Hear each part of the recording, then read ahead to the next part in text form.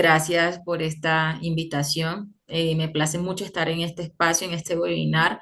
Y un saludo especial no solamente a toda la audiencia que está en nuestro país, en Colombia, sino a toda la audiencia de América Latina, a todos los países que nos están acompañando en el día de hoy. Entonces, muchísimas gracias. Entonces, vamos a comenzar hablando que nuestro webinar el día de hoy se titula Cuidados paliativos, mejorando la calidad de vida. Soy Lizeth Mejía Barros, especialista en medicina del dolor y cuidados paliativos. Quise comenzar este webinar con esta frase que tiene una gran profundidad y una connotación muy especial que dice: importas porque tú eres tú, importas hasta el último momento de tu vida y haremos todo cuanto podamos, no solo para ayudarte, no solo para ayudarte a morir en paz, sino también para vivir hasta que mueras. Esta frase es de esta persona que ustedes están viendo en la foto, que se llama Cicely Saunders, o ya se llamaba Cicely Saunders. Ella fue trabajadora social, fue médico, fue enfermera británica y fue la fundadora de los cuidados paliativos modernos y de los hospicios, la pionera. ¿Por qué traigo esta frase a colación para comenzar nuestro webinar? Es muy importante que sepamos que en los cuidados paliativos, en las personas que tienen estas enfermedades, como decía don Julio, que desafortunadamente ya no tienen punto de retorno, que no tienen cura, siguen siendo personas que merecen vivir, siguen siendo personas que merecen cumplir sus sueños, sus expectativas, siguen siendo personas que tienen derecho a disfrutar de su familia, a disfrutar de su día a día. Entonces, por eso traje esta frase para que desde ya nos vayamos enfocando en que una persona con una enfermedad en fase avanzada, terminal o que ya esté a punto de fallecer, merece dignidad, merece amor, merece compasión. Entonces, ¿pero qué son los cuidados paliativos? La Organización Mundial de la Salud define los cuidados paliativos como ese cuidado activo y total de los pacientes que tienen enfermedades que no responden a tratamiento curativo. Entonces, estas enfermedades catalogadas que no responden a tratamiento curativo pueden clasificarse como crónicas, no oncológicas o enfermedades oncológicas, que más adelante pues ya les haré la claridad sobre ello. Cuando hablamos de ese cuidado activo y total, se manifiesta o se hace a entender, dar a entender como aquel control de síntomas. Estos pacientes presentan muchos malestares físicos, como dolor, náuseas, vómitos, un sinnúmero de síntomas desencadenados por la misma enfermedad o por el tratamiento. Pero no solamente nos vamos a enfocar en el malestar físico. El individuo tiene muchas esferas: esfera física, esfera social, esfera psíquica o mental, esfera familiar, esfera laboral. Entonces, es allí donde dice que no solamente vamos a tratar los síntomas, sino también atención a aspectos psicológicos, sociales y espirituales. Entonces, siempre en algún momento de la vida va a haber algún desequilibrio en algún aspecto, y esto es derivado de la enfermedad, y es allí donde se van a intervenir estos aspectos, buscando siempre que haya calidad de vida en estos pacientes. Ayudar a los pacientes a vivir activamente o tan activamente como sea posible, como lo decía al inicio y como se lo digo a mis pacientes. La enfermedad es un punto agregado en la vida de la persona. La enfermedad no se puede volver el eje central de la persona, y esa es la función de los cuidados paliativos. Nosotros tenemos que buscar que la persona siga siendo como tal persona y siga haciendo su vida, siga en medida de lo posible, si puede, trabajando, si las condiciones se lo permiten, siga disfrutando de su día a día, siga practicando sus hobbies, si puede salir a la calle lo haga, que disfrute la comida que le guste, que disfrute el programa que le guste. Entonces, la idea y los objetivos de los cuidados paliativos es esto. Y recordar o tener muy presente algo: detrás de cada persona siempre hay una familia y hay un cuidador. Y nosotros también nos encargamos, ¿sí?, como cuidados paliativos, de ayudar a afrontar a las familias este diagnóstico y todo lo que conlleva en sí, porque pues cuando se hace un diagnóstico de este tipo, ya sea una enfermedad no oncológica o una enfermedad crónica no oncológica, estas enfermedades comienzan a progresar, ¿sí? Es, pues de alguna u otra forma cada una tiene una progresión distinta dependiendo del tipo de enfermedad, del tratamiento, del paciente.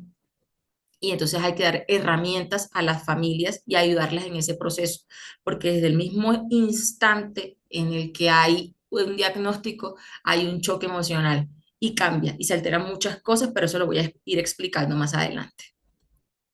Los cuidados paliativos manejan unos principios muy importantes que debemos conocer hoy y uno es mantener un adecuado control del dolor y otros síntomas. Yo les decía y les hacía mención que en cuidados paliativos hacemos manejo de síntomas. Los síntomas físicos son los que se desencadenan muchísimo y esto es el malestar principal de los pacientes, ¿sí? Hay muchos pacientes a veces que están controlados de síntomas y van a la consulta por otras situaciones. Entonces, el síntoma cardinal es el dolor. No quiere decir que los otros no sean importantes, por supuesto es que sí, pero el principal siempre que manifiestan es el dolor. El punto 2 y el 3 muy, muy importante que lo sepan.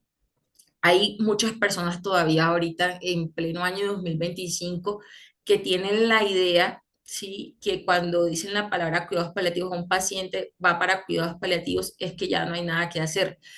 En estos días, hace prácticamente un mes, tuve una paciente de Neiva que me dice, la nieta me contacta y me dice, doctora, es que a mi abuela la desahuciaron, ya no hay nada que hacer porque es que la mandaron a cuidados paliativos. Y no es así. Siempre hay algo que ofrecer. El hecho de que la enfermedad no tenga cura no quiere decir que no haya nada que hacer.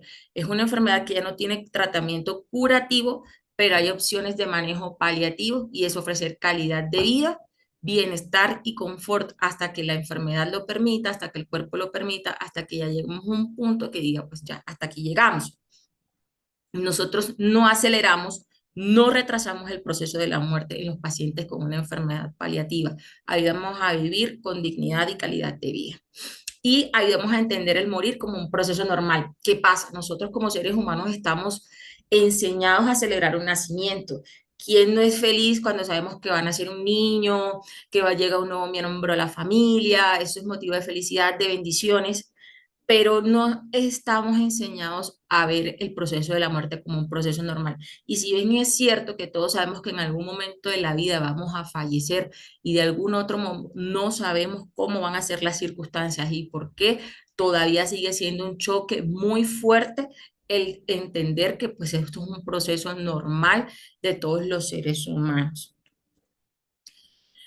Integran aspectos psicológicos y espirituales. La esfera mental es muy, muy importante tener en cuenta. Los pacientes con enfermedades paliativas y sus familias en ese momento enfrentan ansiedades, miedos, enfrentan depresiones, angustias, desolaciones y la parte espiritual es muy importante.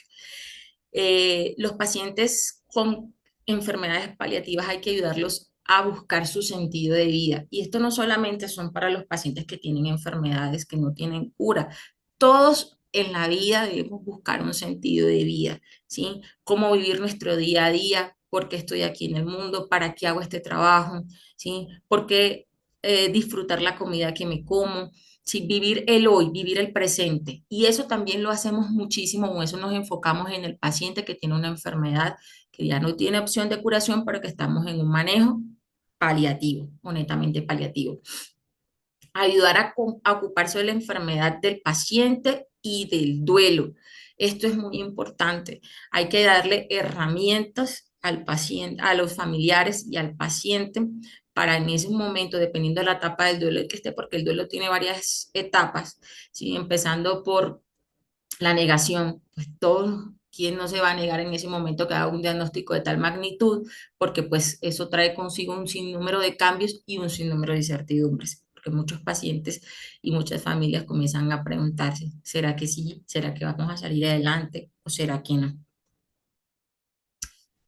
Exigen trabajo en equipo. Entonces, para que conozcan un poquito más de los cuidados paliativos trabajan en equipo, ¿sí? No solamente es la especialista en cuidados paliativos, hay otras disciplinas, ¿sí? De la salud que también nos ayudan a hacer todas las intervenciones. Yo les he dicho que hay que hacer intervenciones a nivel familiar, psíquico, social, ¿sí? Físico. Entonces, para eso nos ayuda la trabajadora social, que es la que se encarga de gestionar toda la red de apoyo, evaluar las condiciones en las que vive el paciente, la psicóloga, que es la que nos ayuda a gestionar toda la parte emocional, la enfermera que nos ayuda a gestionar toda la parte de los medicamentos, la administración, hacer las supervisiones de que se estén administrando correctamente y la adherencia, ¿sí? La nutricionista, la terapeuta física, la terapeuta respiratoria, es un equipo bien consolidado que cada uno tiene una función y que nos ayuda a intervenir en esas necesidades del paciente, buscando mejorar la calidad de vida y algo muy importante y que muchos desconocen.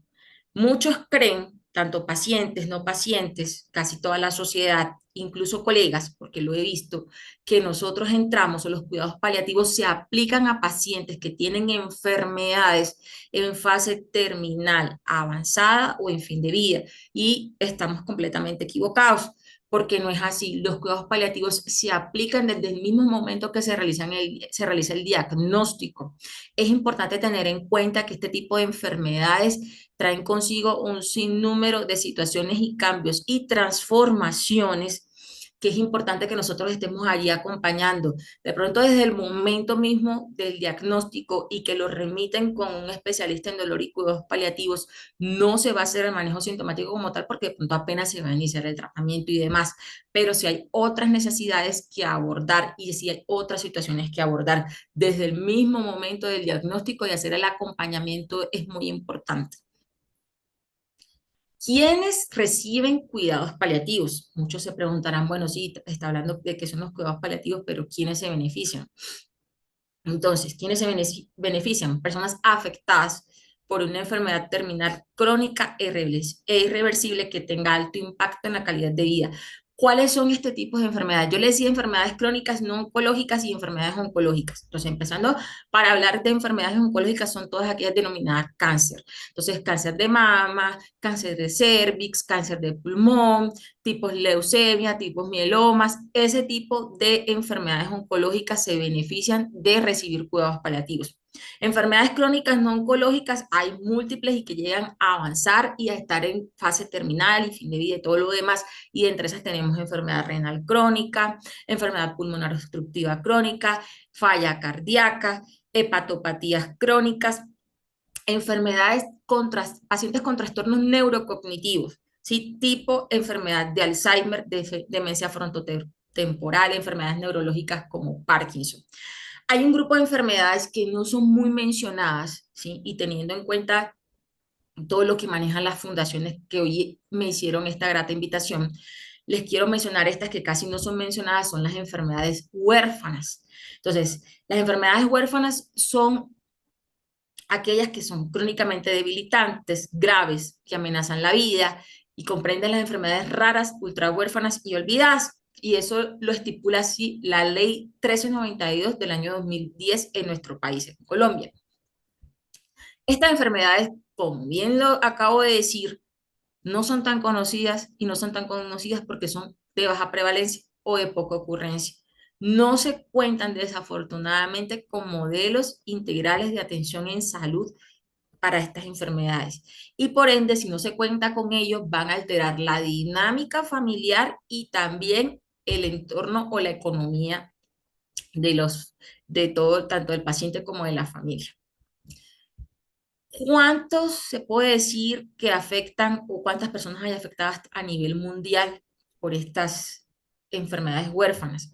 Entonces, la epidemiología nos dice que hay un paciente por cada 5.000 personas y que el 7% de la población a nivel mundial, que equivale a alrededor de 500 millones de personas, están afectadas por estas enfermedades. En nuestro país, en Colombia, hay 58.564 personas afectadas por enfermedades huérfanas. 56,4% corresponden a mujeres y 43,2% a hombres. El 32% está reportado como estas personas son menores de 20 años que poseen esta enfermedad. ¿Y cuáles son estas enfermedades? La esclerosis múltiple, la enfermedad de von Willebrand, el déficit congénito del factor 8 y el síndrome de Guillain-Barré. Concentran alrededor del 21,2% de estas patologías reportadas. Estas enfermedades tienen poco tratamiento o no tienen tratamiento. Y desafortunadamente a veces en la premura y en la situación de hacer algo por este tipo de pacientes hay que aplicar tratamientos experimentales que pueden traer consecuencias como efectos secundarios desconocidos o riesgos para nuestros pacientes. Entonces, cuando a una persona se le van a aplicar cuidados paliativos, hay que hacer una valoración multidimensional, ¿sí? Como bien yo les dije que el equipo de cuidados paliativos está conformado por distintos profesionales, estos distintos profesionales vamos a hacer una valoración multidimensional. Y pues esta valoración constituye que hay que valorar la esfera biológica, funcional, la psíquica, la espiritual, que esto es muy importante tenerlo en cuenta y lo vamos a ir hablando, y no es menos importante la familiar y la social. Hay que detectar los problemas que están teniendo los pacientes con este tipo de enfermedades en cada una de esas esferas y de acuerdo a a los problemas que estén enfrentando, se van a detectar, se van a hacer las intervenciones mediante algunas actividades. Entonces, ¿qué aspectos se van a valorar? El grado de sufrimiento que presenta el paciente. Hay que evaluar si es el sufrimiento por un síntoma descontrolado, hay que evaluar si es un sufrimiento emocional o si es el sufrimiento de pronto por la dinámica familiar, siempre hay que evaluarlo. ¿Cuáles son esas razones del sufrimiento? Como bien lo dije previamente, ¿qué limitaciones físicas y psíquicas tienen? Fíjense que estos pacientes con enfermedades paliativas, el curso de la enfermedad misma va haciendo que vayan perdiendo funcionalidad. ¿A qué me refiero con funcionalidad? Casi la mayoría de los seres humanos tienen todos, o todos tenemos en algún momento de nuestra vida, independencia para las actividades básicas de la vida diaria. ¿Y cuáles son esas actividades básicas de la vida diaria? Bañarnos, vestirnos, comer, o sea, hacer todas las cosas básicas de nosotros por nosotros mismos, pero en algún momento de la vida, por esta enfermedad, en el curso de esta misma, se van a ir perdiendo estas funciones. Y psíquicas también porque en algún momento se van a ir perdiendo la noción del tiempo, va a haber deterioro cognitivo, entonces también toca mirar esa parte. ¿Cómo se está adaptando la enfermedad? ¿Cómo está el paciente y la familia adaptándose a esta nueva situación? Porque esto trae una transformación en el núcleo familiar, en la dinámica del individuo. ¿Qué nivel de información poseen? Miren, hay algo muy importante que quiero pues traer el día de hoy y es que muchos pacientes a veces desconocen qué está pasando, ¿sí? ¿Cuál es su diagnóstico? A veces es por misma decisión propia del paciente, a veces es porque la familia no quiere comentarle porque quieren evitar el sufrimiento. Y también quiero que sepan que los pacientes en la mayoría de sus veces saben qué está pasando, aunque sus familiares, por evitarles mayor sufrimiento, se lo estén ocultando. Muchos pacientes a veces tienen conciencia diagnóstica, no tienen conciencia pronóstica, otros tienen conciencia diagnóstica y pronóstica. Cuando se oculta o cuando nosotros ocultamos información al familiar, esto pues yo creo que ya muchos saben, se llama conspiración o cerco del silencio. Es muy importante conocer qué opina el paciente sobre su enfermedad. Hay que siempre preguntarle cómo vamos a ayudarlo. Siempre le vamos a preguntar a nuestro paciente cómo podemos ayudarlo, qué necesita. La familia es muy importante saber cómo se encuentra en estos momentos, quién va a cuidar del paciente. Como les venía diciendo anteriormente, las funciones físicas y cognitivas con el tiempo van a ir deteriorándose y en algún punto de la enfermedad el paciente va a necesitar asistencia para este tipo de actividades básicas de la vida diaria. Necesitamos saber siempre quién se va a encargar del cuidado, a quién hay que delegar funciones. ¿Dónde desea que la familia que muere el paciente? Doctora, ¿por qué esa pregunta está ahí? Es muy importante saber. Miren, algunos pacientes ya en alguna fase de la enfermedad son tan conscientes de lo que está sucediendo que dicen, yo quiero morir en mi casa. Eso hace parte de algo que se llama voluntades anticipadas. Y las familias también dicen, yo también deseo que mi familiar fallezca en nuestro hogar. Ese es el ideal de un paciente de cuidados paliativos y no hay mejor escenario para fallecer en un paciente con una enfermedad, ¿sí?, terminal que no tiene cura, ¿sí?, que en la casa, rodeado de amor, de cariño, de tranquilidad y de paz, porque va a ser una muerte tranquila y una muerte digna. Pero resulta que a veces la familia no se siente capaz, ¿sí? Porque está cansada, está llena de miedos, porque cree que no puede ofrecer en algún momento, ¿sí?, los cuidados necesarios e importantes al paciente. El miedo de pronto de no administrar el medicamento bien, el miedo de decir, ¿será que lo voy a mover o no lo voy a mover bien? ¿Será que si no le estoy dando comida se va a morir por mi culpa? Entonces, en estos momentos los familiares deciden, sí, decir, no, no queremos que fallezca en la casa, sino en una institución hospitalaria o en un hospicio. Y cuando esto pasa, que el familiar no se siente capaz, esto se llama claudicación familiar. Presenta psicopatología el cuidador principal. Esto es muy importante. Si el paciente, si el cuidador tiene ansiedad, depresión, miedo, angustia, esto puede repercutir en el buen o en el buen cuidado del paciente, ¿sí? Así como esté en ese momento el cuidador, así mismo va a ser el cuidado. Entonces, esto es muy importante también evaluarlo. ¿Qué opina la familia sobre el cuidado de la información? Eso también hay que indagarlo. ¿Cuál es la situación laboral del paciente o de quienes lo cuiden? Porque no solamente es el cuidado y la asistencia, ¿sí?, de las actividades del paciente que antes él hacía por sí mismo, sino que también se necesitan recursos físicos, el espacio y los recursos económicos. Y como vengo diciendo ahorita, existen recursos materiales para cuidar al paciente, pues existen todos los tipos, los dispositivos en ese momento, pues que lo necesiten. Ya de pronto el paciente ya no puede caminar, tiene un caminador, tiene un bastón, tiene una silla de ruedas, tiene una cama para acostarlo para que pues esté en una situación de confort. Entonces, como venía diciendo, hay unas complicaciones que hay que investigar y que hay que indagar, o los síntomas de los malestares principales que pues quiero que hoy los tengan en cuenta, y es lo que hacemos nosotros para que el paciente tenga calidad de vida. Entonces, uno de los principales son dolor, disnea, complicaciones digestivas y delirio. Y vamos a comenzar con dolor. El dolor es una experiencia sensorial y emocional, ¿sí?, desagradable. Y esto va desencadenado por una lesión que ya ocurrió o que va a ocurrir. En nuestros pacientes con enfermedades paliativas, sí, que ya no tienen punto de retorno, estos pacientes tienen dolor crónico. El dolor crónico es definido como aquel que se presenta mayor a 3 meses y ya no es definido en sí como un síntoma, sino como una enfermedad.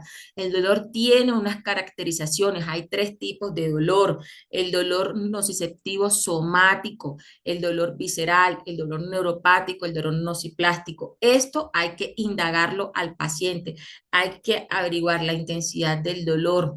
De acuerdo a las características, qué analgésicos vamos a iniciar, si antiinflamatorios no esteroideos, si opioides y otro tipo de adyuvantes. Hay que mirar si el paciente está cursando con dolor irruptivo. Miren, muchos de estos pacientes, nosotros iniciamos medicamentos para mantener el dolor controlado, ¿sí? Porque ya ellos se benefician de ello. Necesitamos siempre mantener este síntoma principal controlado, y esto hace parte de brindar calidad de vida y confort. Muchas veces los pacientes tomando sus medicamentos a diario presentan dolor irruptivo, que es esa crisis de dolor, que es una exacerbación o un aumento del dolor en esos pacientes que tienen un nivel de dolor o un dolor controlado con los medicamentos que toman a diario.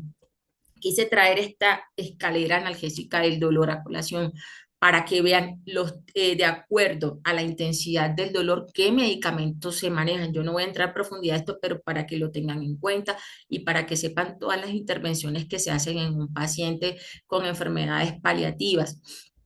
Aquí hay 4 escalones. Esto lo estableció la Organización Mundial de la Salud hace muchísimos años y esto es para manejos con pacientes oncológicos. Actualmente ya se utilizan también para pacientes que no tienen enfermedades oncológicas. Entonces, de acuerdo a la severidad del dolor, así se manejan y se implementan los analgésicos. Entonces, si tenemos un paciente que tiene un dolor leve, iniciamos medicamentos no opioides, antiinflamatorios no esteroideos, pero si un paciente que tiene dolor moderado, ya vamos a iniciar manejo con opioides débiles y también le sumamos analgésicos o antiinflamatorios no esteroideos. Si tenemos un paciente con dolor severo, ya tenemos que aumentar la potencia del analgésico, no vamos a usar opioides débiles, sino opioides potentes y seguramente por la condición del paciente vamos a tener que usar otras vías, vía subcutánea, vía transdérmica, o sea, hay distintas opciones para suministrar los medicamentos a estos pacientes, porque muchos de ellos van perdiendo ya la condición de poder deglutir, pasan muy dormiditos, pasan cansaditos, entonces para evitar otras complicaciones por este tipo de trastornos se usan otras alternativas o otras vías de administración de medicamentos.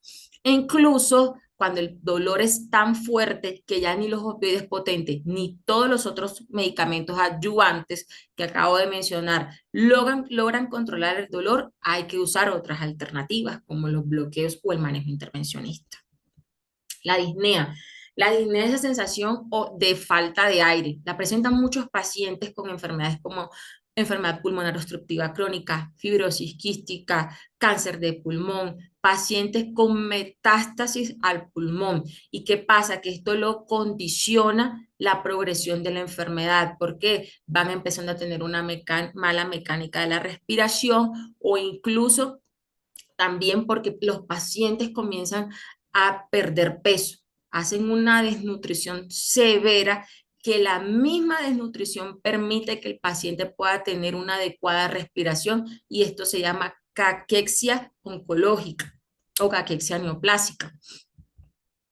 Otras complicaciones que hay que tratar en estos pacientes, la serostomía, el estreñimiento, la serostomía es boca seca, el estreñimiento es la dificultad para evacuar, otras complicaciones, vómitos, náuseas, y esto se puede presentar por aumento del calcio, por los mismos medicamentos, porque estos medicamentos, aunque son muy buenos, porque nos ayudan a controlar el dolor y otros síntomas también, como la falta de aire, entre otros síntomas que ya he mencionado, también pueden producir sus efectos secundarios, que son esperables, que pueden producir náuseas, vómitos, estreñimiento, o incluso compresión gástrica, que esto es esperado en estos pacientes que tienen enfermedades oncológicas o tumores gástricos o alguna otra enfermedad.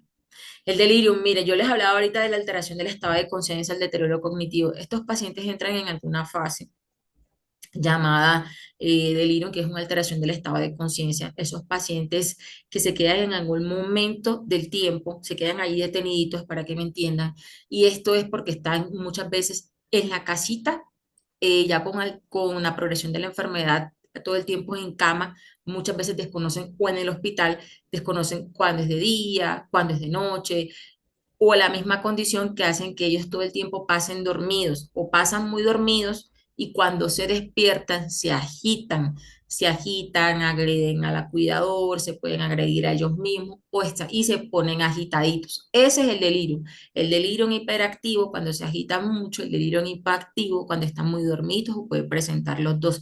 Y esto es consecuencia de la enfermedad, de las estancias hospitalarias, ¿sí? Y también es consecuencia de la progresión de las complicaciones de la enfermedad, ¿sí? A veces presentan algunas complicaciones que hay que tratar y hay que hospitalizar al paciente y entonces esto también puede ocasionar este tipo de síntomas. El estado funcional, bien venía diciendo que hay que indagarlo, es muy importante. Los pacientes con el tiempo van perdiendo funcionalidad y con ello podemos evaluar qué tan avanzada está la enfermedad y qué tanto puede generar o qué tanta sobrecarga puede generar en el cuidador. Esto es muy importante. La valoración psicoafectiva, como ya bien había dicho, evaluar el proceso de adaptación a la enfermedad y mirar en qué etapa del duelo se encuentra el paciente. Entonces, si está en negación, si está en ira, si está en tristeza, si está en depresión, si ya aceptó. Todo eso es importante que también lo evaluamos en un paciente con una enfermedad paliativa, todo eso también se interviene. La es parte espiritual, esto es muy importante. Cuando se dialoga con un paciente con una enfermedad paliativa, no solamente se busca los síntomas, se da el tratamiento farmacológico y ya, hay que dialogar más allá, hay que ir más allá. Creencias religiosas, cómo estás actualmente en tu vida, con quién vives, qué te da miedo, qué piensas, cuáles son tus perspectivas de la enfermedad, si hay sufrimiento, todo esto con el fin de que el paciente haga una catarsis, ¿sí? O se exprese o lo drene, con el fin de ayudarlo a transformar. Estos son oportunidades para ayudar al paciente a transformar su vida. A veces siempre, y no a veces, muchas veces, los pacientes pueden decir, ¿por qué a mí? ¿Por qué yo? ¿Sí? ¿Por qué me dio esta enfermedad? Y la función es ayudarlos no siempre a preguntarse por qué, sino para qué. ¿Sí? Entonces, ayudarlos a hacer un alto en el tiempo y con estas enfermedades ya no se piensa en qué va a pasar en el 2026, qué voy a hacer en febrero de 2027, sino en el día a día, en el vivir día a día, en qué se va a disfrutar día a día, en qué se va a gestionar día a día para que este paciente se sienta tranquilo. Eso se llama sentido de vida y hay que buscar ayudar a transformar esa vida que está teniendo ahorita, a transformar esa situación de una forma en que la pueda vivir de una forma mucho mejor. Y la esfera familiar y social. Tenemos entonces mirar qué estructura, en qué estructura familiar está ubicado el paciente. ¿Quién puede ser el cuidador? ¿Quién puede también ayudar a proveer en ese momento de las otras cosas que necesita el paciente? No solamente, como le digo yo, a los cuidadores de mis pacientes, no solamente es ayudar a bañar, a vestir, también necesitamos otro tipo de ayudas. ¿Quién busca el medicamento? ¿Quién nos ayuda con las citas médicas? ¿Quién nos ayuda a preparar los alimentos? ¿Quién nos provee los recursos económicos en ese momento? Porque muchas veces el cuidador tiene que abandonar su trabajo para poder ayudar al cuidado del paciente. Entonces, como valorar los aspectos afectivos, reacciones emocionales y expectativas sobre el cuidado del lugar de la muerte, el grado de sobrecarga física, muy importante, y detectar factores de riesgo para un duelo patológico. El duelo es un proceso normal. Es un proceso normal que toda persona en alguna fase de la vida vive. No solamente vivimos duelo por muerte, vivimos duelo por otro tipo de pérdidas también, pero hay factores de riesgo que hacen que ese duelo se cronifique y que ya no esté en el tiempo estimado, sino que se alargue y se vuelva ya algo patológico. La función de la familia en los cuidados paliativos, entonces, como viene diciendo, comprender la naturaleza de la enfermedad, el pronóstico y el tratamiento recomendado. Esto es muy importante. La familia juega un papel muy importante, ¿sí? Porque de acuerdo a la comprensión y al entendimiento que tenga la familia sobre la enfermedad, asimismo va a ser también la calidad de vida del paciente. Si la familia en algún momento tiene algunas ideas erróneas o en algún momento no ha alcanzado a comprender la dimensión del diagnóstico y de las necesidades del paciente y el punto en el que se encuentra, no va a haber calidad de vida ni bienestar para el paciente. Esto es muy importante. Y pues la familia juega un rol demasiado grande y es que en algún momento va a empezar a entrar a tomar decisiones en conjunto con el paciente. Y en otro punto de la enfermedad, esa familia es la que va a tomar decisiones por el paciente. Entonces tienen que ser siempre las mejores decisiones, no basados en nuestras necesidades como familia, no basados en lo que yo quiero, ¿sí? Basados en lo mejor para nuestro paciente. Siempre tenemos que ser empáticos, ponernos en el lugar del otro y decir, ¿qué quisiera yo si estuviera allí? ¿Cómo quisiera ser tratado si yo estuviera en el lugar de él? Asimismo, hay que tomar esas decisiones para nuestros pacientes. Los pacientes merecen, con este tipo de enfermedades, merecen dignidad, merecen amor, merecen respeto, merecen una vida tranquila. ¿sí? Entonces siempre, por favor, ese tipo de responsabilidades, tomarlas bien, no basados en las emociones, en lo que yo quiero y en lo que yo necesito, basados en lo que él necesita. Estas valoraciones multidimensionales que acabo de mencionar se hacen en un tiempo considerable, se hace un trabajo exhaustivo, y la importancia es que siempre se retroalimente, y eso se retroalimenta ¿cómo? Cuando llevamos a los pacientes a las citas médicas, a los controles, o cuando ya se hacen controles domiciliarios, porque ya muchas veces están en una situación que ya no pueden desplazarse hasta el consultorio, sino que hay ir hasta la casita. Entonces, cada vez que se hace esas valoraciones, se están actualizando los datos y se van cambiando algunos manejos, algunos tratamientos, ¿sí? Algunas intervenciones.